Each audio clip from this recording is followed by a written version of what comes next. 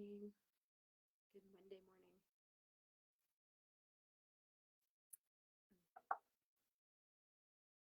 Coming to you. Hi, Sheldon. I had a glitch in the matrix there. Hi, Tawny. Good morning from sunny Colorado. Thank you for joining me here at Cynthia Rose Healing Arts Sanctuary. Okay, so last night I had a weird dream, and it made me think a lot about boundaries.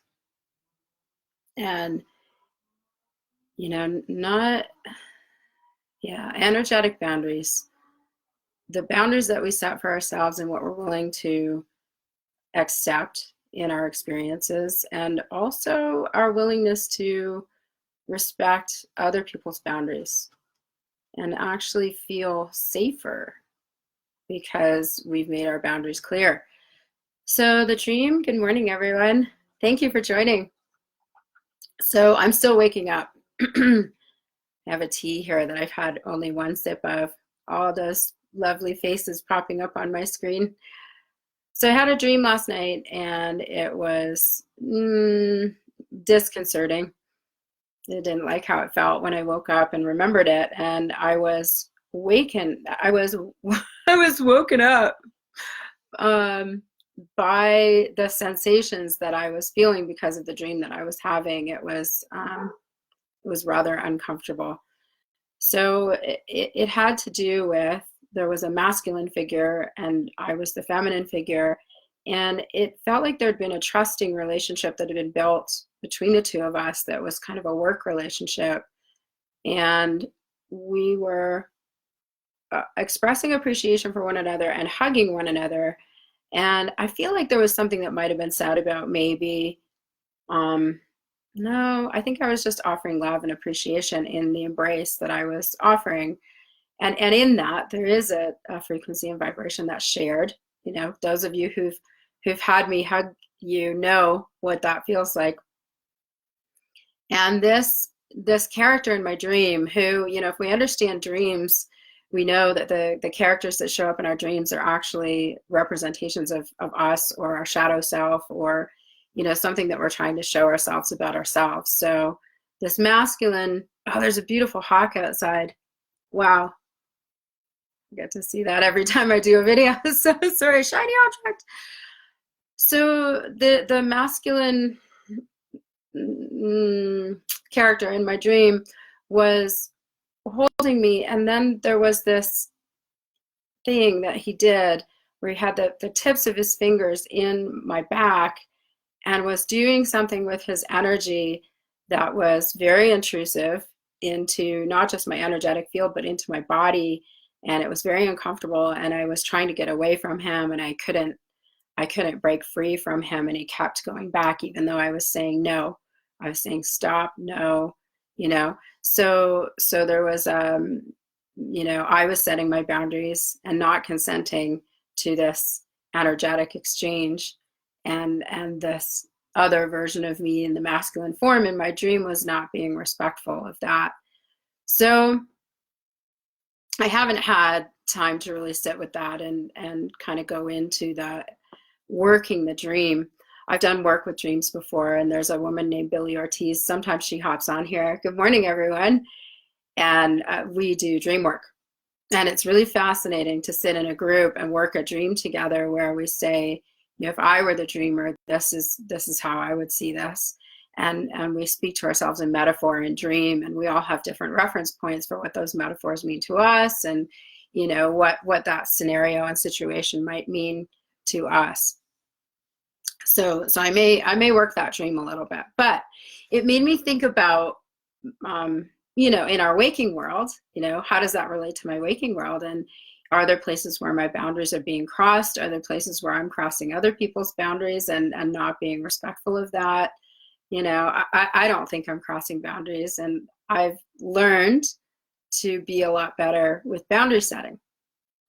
Okay, so if any of you are watching who have loose boundaries or who have trouble setting boundaries, I would highly recommend working with someone. I'm available to help you with healthy boundary setting and understanding, why it's important. Okay. And I was thinking about it when I was making my tea this morning, and I was thinking, when other people set boundaries with us, they're actually doing us a huge service. And in that space, we can feel safer.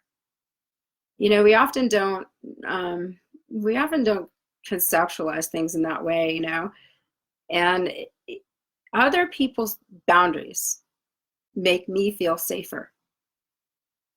They're clear boundaries expressed to me, because then I know where, how do I interact with you in a way that feels comfortable for you? That's important, and I really want, personally, I want to be incredibly respectful of other people and their well-being. And if someone isn't making their boundaries clear to me, then I could potentially not be respectful of what their boundaries are. And I've had to recently set some boundaries with people, and I've noticed the discomfort that has come up, and it's with people who've been clients, and I've had to set boundaries on when it is and is not okay to reach out to me, and how much reaching out to me is acceptable. And, in that client practitioner relationship that we have. Because often when people come to me, they feel, because I love them so much, we develop a very friendly relationship with one another in that session and in that co-facilitation of whatever it is that we're doing.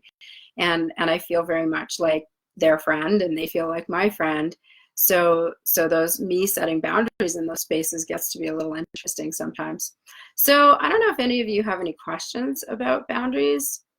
I want to talk a little bit about energetic boundaries, okay? Because I've talked about this before, and offering some insight on how we can, safeguard our energetic field in, wherever that's necessary. And sometimes in dream world, that's necessary. So, I'm kind of seeing that maybe I'm leaving myself open in the astral space when I'm dreaming.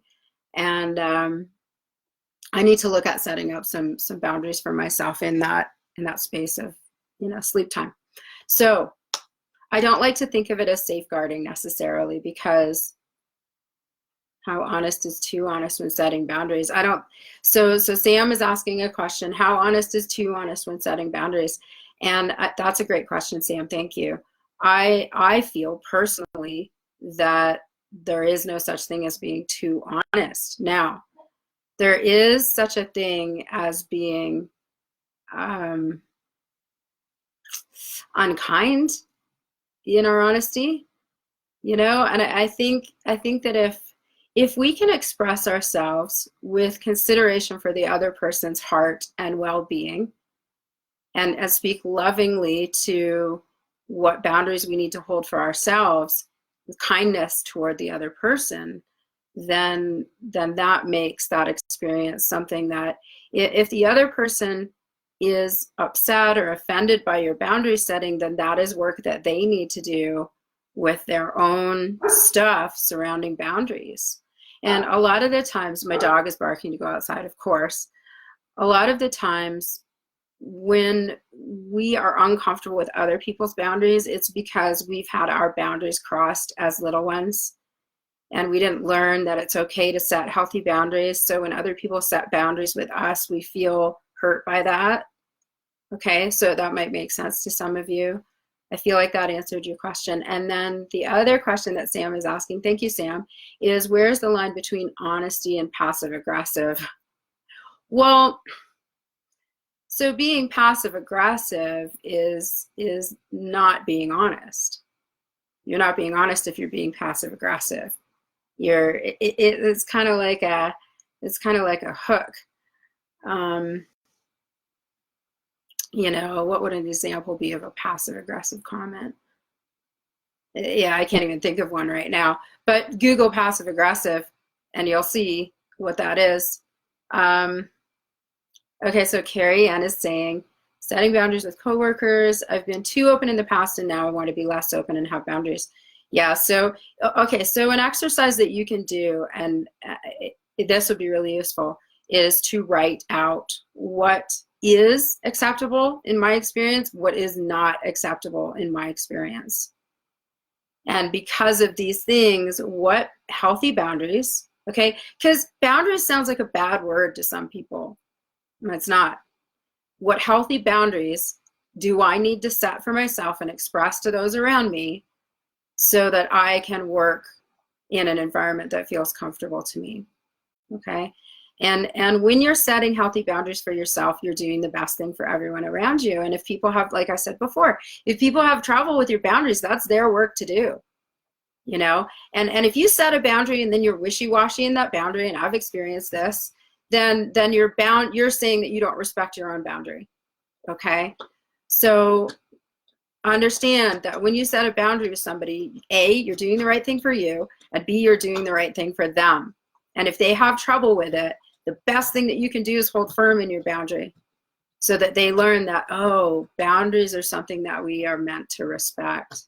And remember, when people have trouble with it, it's because that they've had stuff in their childhood where they've had their boundaries crossed. And it makes it difficult for them to understand the whole concept of it and how it works and why it's important. Okay, so energetic boundaries. Okay, Niraj, what's your question? Go ahead and ask your question and I'll catch it on here. Okay, so let's all, while I'm waiting for that question, let's all breathe down into our hearts. Okay, 3 long deep breaths. 5 count in, 5 count out, all the way down. Let's go into our solar plexus here, okay? And let's get yummy and heart-centered in that space of feeling great love and appreciation for the gift of life itself.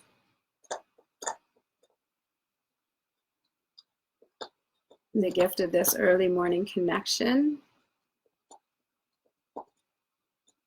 So the question over here that I'm seeing is, if we are honest, is God with us? So I like to respect everybody's belief systems and everybody's alignment and resonance with the things that they feel are true. I don't operate in alignment with any religious dogma, but I do feel that there is a greater, you can call it God, you can call it creator, but I feel that not only is God always with us, but God is always within us. Always, no matter what. We don't have to be honest in order for that to be true. So hopefully that answers your question. Oh, good morning, Paul. So we've all breathed, we've all done the 3 breath, Paul, so you can join in that. Get yummy in your heart center. And we're just going to talk a little bit about setting healthy energetic boundaries. Okay, so we've talked a little bit about how to set boundaries in our world with other people. Let's talk a little bit about energetic boundaries. So something came to me. Let's all do this exercise together. This will be fun. Okay, so when I was working with somebody last year who was having trouble with some, energetic influx of stuff that didn't feel good for them, wasn't healthy, wasn't helpful. We are living in an experience of higher vibrational stuff and lower vibrational stuff. And the lower vibrational stuff doesn't feel good. It feels very uncomfortable. And it also isn't in alignment with our highest and greatest good. It isn't in alignment with what is really ultimately our truth. What our truth is, at the core of who we are, we're all these really beautiful, amazing, incredible, complex beings that are having a human experience that can sometimes be very painful and confusing. And all of the judgments that we've placed on that are not of the ultimate truth. And so these things, these lower density programs, I want to say packets of information, sometimes get broadcast into our field, and sometimes they're from other people. Sometimes they're just from a collective, gunk that's trying to equalize the experience, because we were always going to have the contrast here until we get to a place where maybe we don't anymore. That'll be fine. Or we're just dealing with it differently. Maybe we're just not judging it and we're having a different experience because of that. So these lower density frequencies and vibrations will sometimes be very amplified And you'll notice yesterday I had an experience where I was feeling pretty yucky. I'm still working through that. I don't know how much better I feel today, in all honesty, but okay. So to set a healthy energetic boundary, first of all, what's important is to really fully embody your own frequency and vibration, okay? Which is, if you go down, if you breathe down into the field of the heart and you think of something that you're deeply grateful for, okay, or that you love very, very much, you know, the yummy, I like to call it. So when you go into that space of your own yum and you expand that out, okay, then you're imprinting the space around you with your own intention and your own field that you're holding for yourself, okay? We're not judging higher and lower, but we are saying helpful, not so helpful, okay? It's not really good or bad as far as frequency and vibration. You know, the more dense stuff is not really helpful. It puts us in a feedback loop of bleh, you know? Some mornings I don't have all my words intact yet, and I'm trying to stop drinking coffee, so I don't know what that's going to do to my ability to function at 10:10 in the morning. Let's hope it's okay. Okay, so where was I? Anyway, okay, so if we're going down into our heart center and we're emitting out our core frequency, which is that of love and appreciation and yum, we can impact the space around us with that, okay, and we can feel very empowered in that, okay, that's important. And then we can imagine on the outside of that yum that we're holding for ourselves, you know, knowing yourself is super important. What is your baseline? What's your normal? Okay. You get into that, the highest possible frequency and vibration that you can get into. Okay. Gratitude, really. And expand that out however far you want. Let's do that now. Expand your field out. I've got mine out. I'm not feeling like going 3 feet out for some reason. I'm out 2 feet. So imagine yourself in your own, and you can imagine a color of light. So if the core of your being had a color of light, what would that be? And expand that out. Today I'm getting gold again for me. Okay, and there's no right or wrong in this. It's just what you see. That's what your field is communicating to you. Okay, so once you feel really yummy in that, morning Pixie and Sophia and Denya. So now imagine, okay, so here's our energetic boundary. And this is something that was shown to me back last year when I was helping a client and also working with my own energetic boundaries, that I was shown about a 3-inch thick gel-like layer on the outside of that light bubble or egg that is my frequency and vibration. And inside this, so just imagine this in your mind's eye while I'm talking about it, okay? Inside this gel-like layer, okay, there is like gold filament, sacred geometry running through the whole thing. Okay, so if you can imagine what that would look like, gel, kind of like a gummy bear, with a golden filament sacred geometry running through that entire external egg, okay? And then initially the idea was that when any of these lower frequency broadcasts came in, that they would hit that and immediately like kind of light up that golden filament. So we're using our imagination to notice that this can actually be set in our field as a boundary. And then that golden filament was actually neutralizing all of that other programming that wasn't helpful, okay? But then we actually created something that's even better than that. So in the imaginative process, we can imagine any lower density frequencies that are coming into that sacred geometry that's inside that viscous layer, okay? That when it hits it, it is transmuted into the highest possible frequency and then emitted back out. It's a return to sender, but it's a return to sender in a pure state. Make sense? Okay, so we've essentially, instead of safeguarding ourselves, we have created a boundary. So we've created a container for ourselves, an energetic container for ourselves that is in alignment with our own chosen, free will chosen frequency and vibration. Okay. And then on the edge of that, we've essentially created a transmutation device out here so that it's not having to come right directly in, because I think it might have been my friend Jason that I was working with, and he was getting a lot of stuff right into his heart, like into the core of his energetic field. And that can actually cause physiological trauma to the tissues of the heart. You know, he and I were both experiencing some stuff that wasn't great with our hearts. We had irregular heartbeats and all kinds of stuff. And, you know, yeah, this is a quantum experience and we're all connected.